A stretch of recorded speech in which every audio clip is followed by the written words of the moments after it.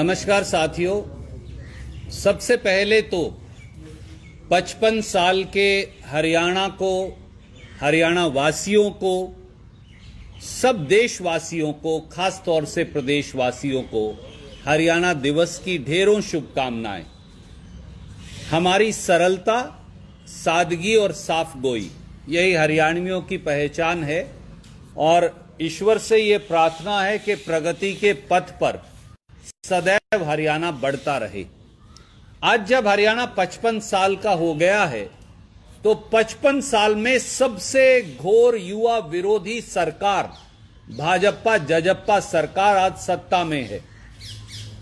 खट्टर सरकार और हरियाणा भर्ती सेल काउंटर यानी हरियाणा स्टाफ सिलेक्शन कमीशन ने एक बार फिर हरियाणा के युवाओं के गुण, उनकी काबिलियत और क्षमता का भद्दा मजाक उड़ाया है। मैं बगैर किसी भूमिका के 3 बातें आपके समक्ष रखूंगा।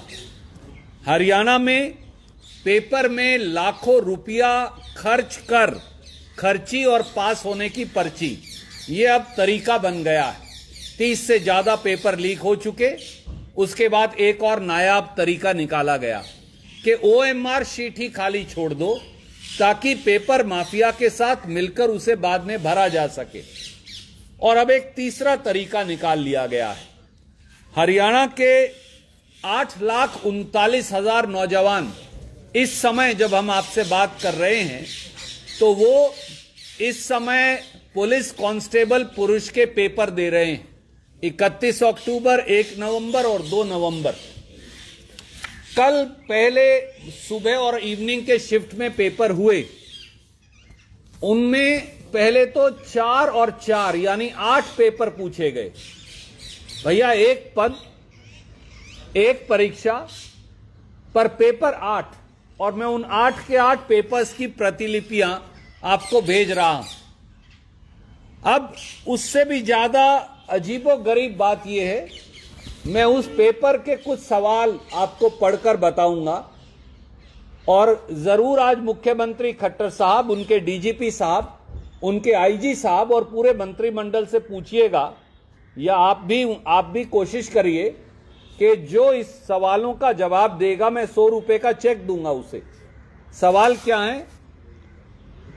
बंगाल की खाड़ी और हिंद महासागर से कौन से साइक्लोन ओरिजिनेट होते हैं?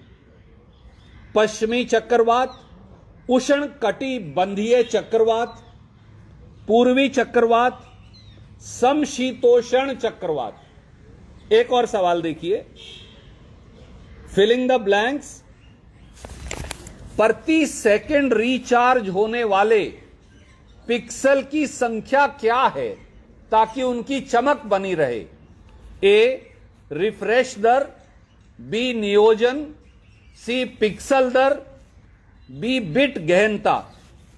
तीसरा सवाल देखिए, catla fishes are A surface feeders, B bottom feeders, C feed at all levels, D middle feeders. माफ कीजिए, कहीं आप चौंक जाएं, मैं DGP या FBI इंटरपोल के लिए नहीं, ये हरियाणा पुलिस पुरुष कांस्टेबल की परीक्षा है। चौथा सवाल देखिए, कैंथ्रोफिली क्या है? A चमगादड़ द्वारा परागण, B भृंग द्वारा परागण, C घोंगे द्वारा परागण, D पक्षियों द्वारा परागण। एक और सवाल देखिए, शरीर में छिद्रों और वॉल्स में कैनाल मौजूद हैं। A अमेलिडा, B Annelida, C Porifera, D, थोड़ा मुझे बोलने में दिक्कत है, शायद आप समझ सकें, कैटनोफेरा। ये 12वीं कक्षा के पुलिस परीक्षा। एक सवाल और देख लीजिए, द कॉलकोज, अगर मुझे उसका प्रोनाउंसिएशन सही, थोड़ा अंग्रेजी में कई बार हाथ तंग होता है हरियाणा के लोगों का। The kolkhoz is a collective farming model introduced in A China, B Cuba, C Russia, 4 USA। हमने सोचा पेपर तो हरियाणा में हो रहा है। एक सवाल और देखिए, फिलिंग द ब्लैंक्स। एक अत्यंत उच्च गति निम्न लागत प्रक्रिया है जो कंप्यूटर जनित सूचना को प्रत्यक्षतः कंप्यूटर टेप या कार्ट्रिज से एक छोटे माइक्रोफिल्म मीडिया से अभिलेखित करती है। मुझे तो पढ़ने में ही बड़ी दिक्कत हो रही है। एक character output microfilm, B computer output microfilm, C character oriented microfilm, D computer oriented microfilm. एक और सवाल देखिए, मेंढक में रेड ब्लड सेल, मेंढक में रेड ब्लड सेल होते हैं। ए केंद्रक, बी ट्राइफिड, सी थोड़ा मुझे बोलने में दिक्कत है समूलोच्छेदक, डी बाइफाइड। ये एक पेपर है और मैं आपका समय नहीं लूंगा, परंतु लगभग जो जितने भी पेपर हैं उनके अगर आप सवाल देखें तो उनके सवालों का तरीका लगभग एक ही तरह का है, उसमें कोई ज्यादा अंतर नहीं है। एक और देख लीजिए, हाँ मैं दूंगा। एक और पेपर का सवाल देखिए, according to Karl Marx. Karl Marx तो आपने पता ही है आप हम सबको। The owners of the means of production in a society are called, B bourgeois, C vassals, D none of the above. एक सवाल और, फिर मैं आपको मेरी बात कहूंगा। एक सवाल और देख लीजिए, यदि मादा जनक उभयलिंगी फूल धारण करती है तो फूलों की कली के खिलने से पहले ही फॉरसेफस का उपयोग करके पराग कोशों से पराग केसर को हटाना जरूरी है। इस क्रिया को इमासिक्यूलेशन या बैंगिंग या कृत्रिम हाइब्रिडाइजेशन या ग्लाइकोबासिलाइजेशन क्या कहा जाता है? ये सब सवाल हैं खट्टर साहब ने जो पूछे हैं कल।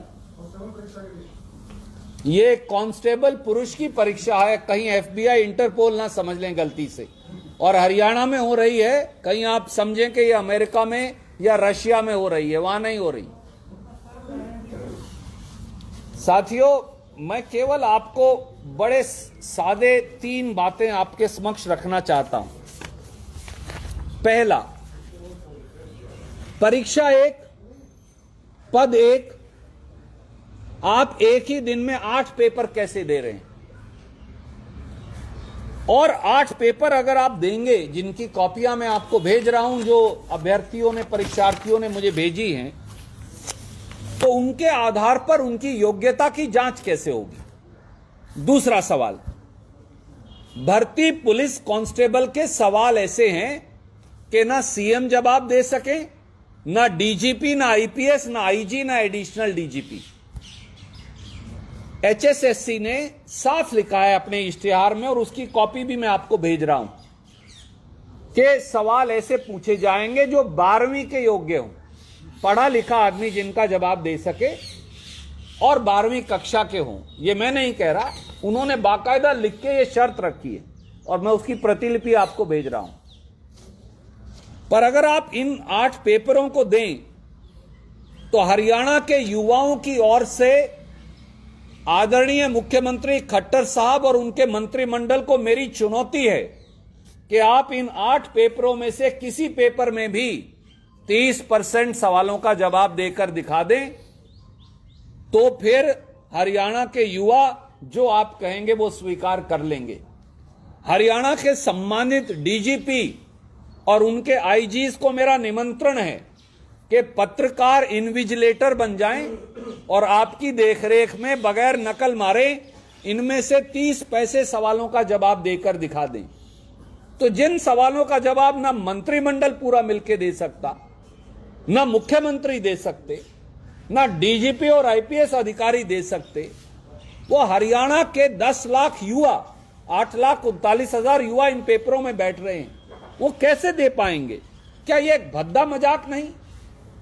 तीसरी बात, 31 तारीख को यानी कल 8,39,000 में से लगभग 2.5 लाख बच्चे बैठे मॉर्निंग और इवनिंग शिफ्ट में।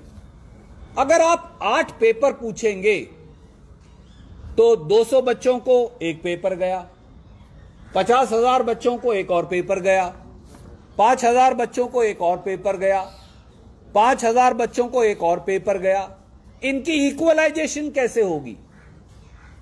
फिर आप मेरा और आपका और आपका और आपका, उन सारे बच्चों का इकट्ठे मापदंड करके योग्यता को निर्धारित कैसे करेंगे? एक परीक्षा एक पद यूपीएससी भी अगर करता है तो मॉर्निंग इवनिंग में वो ज्यादा से ज्यादा 2 पेपर पूछ लेता है और उनका इक्वलाइजेशन क्राइटेरिया होता है। पर यहां तो आप America, Russia, FBI, Interpol, PhD botany, PhD geology, PhD sociology, इनके सवाल पूछ रहे हैं। इनकी इक्वलाइजेशन कैसे होगी? अगर नहीं होगी तो योग्यता का मापदंड क्या होगा? और चौथा,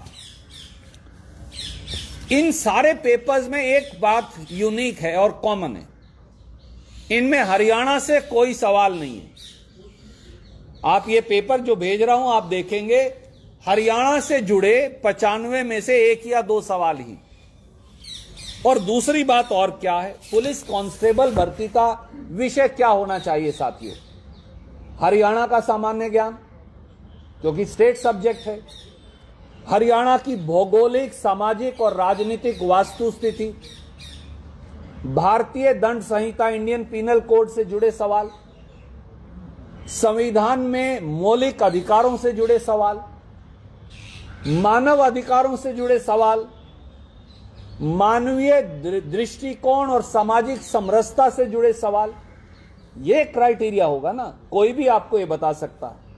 परंतु 8 ये पेपर इनको देखकर साफ है कि सवाल इन सारे विषयों को छोड़कर सवाल हैं एमए और पीएचडी बॉटनी के, एमए और पीएचडी सोशियोलॉजी के, जियोलॉजी के, फिजिक्स के, मैथमेटिक्स के, अंतरराष्ट्रीय जनरल नॉलेज के, वर्ल्ड ट्रेड ऑर्गेनाइजेशन के, वर्ल्ड ट्रेड ऑर्गेनाइजेशन की पॉलिसीज के,